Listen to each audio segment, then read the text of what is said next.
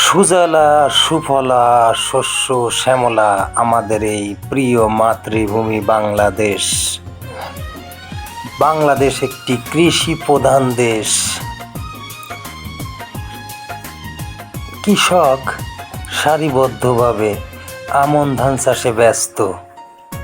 দেখুন, একজন কৃষক আমাকে হাত উঁচু করে সাড়া দিচ্ছিল যে আমরা আছি, ইনশাল্লাহ আমন ধান চাষ করতেছে। আর একজন আমার রস্তম মামা কৃষি কাজ করে, কৃষক, সে হাত উঁচু করে বলতেছে যে বাপ আছি আমি। তো এই বাংলাদেশে কৃষকরা প্রচুর কষ্ট করে ধান চাষ করে।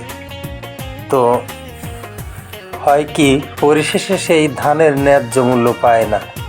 এই আমার এক চাচাও মুখ উঁচু করে বোঝাচ্ছে যে আমি আছি বাপ ধান রোপণের কাজে।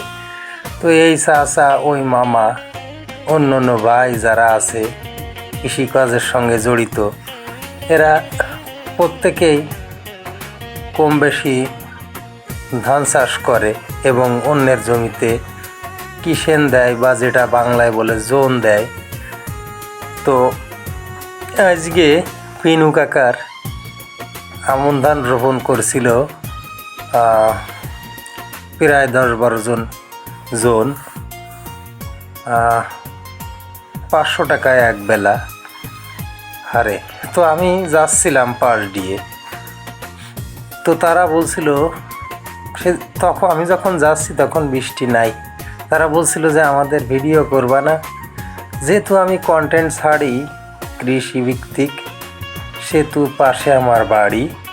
দৌড়াই গেলাম বাড়িতে, একটা ছাতা নিয়ে আসলাম, আর ছাতা নিয়ে ভিডিও শুরু করলাম।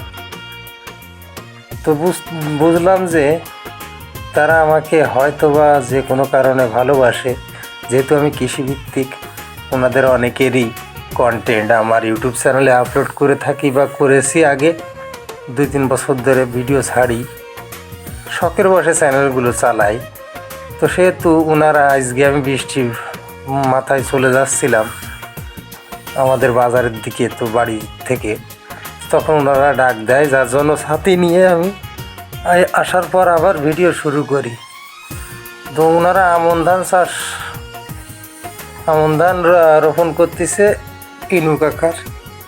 তো সেই খাতিরে ভিডিওটা করা, তো খুব ভালো লাগছিল।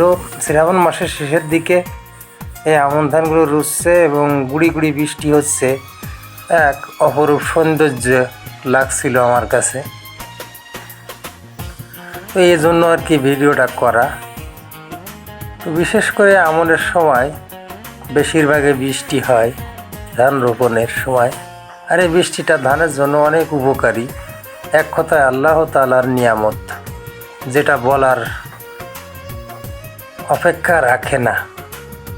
তো যেহেতু কৃষি প্রধান আমাদের বাংলাদেশ, অর্থাৎ এই কৃষকরা পরিশ্রম করে ধান চাষ করে, সেই ধানগুলো আমরা ক্রয় করে, অথবা সে ধান থেকে চাউল হয়, সেই চাউল থেকে ভাত আমরা খাই।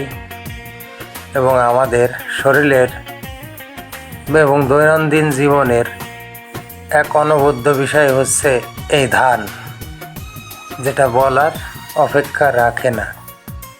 তো এই জন্য বলবো,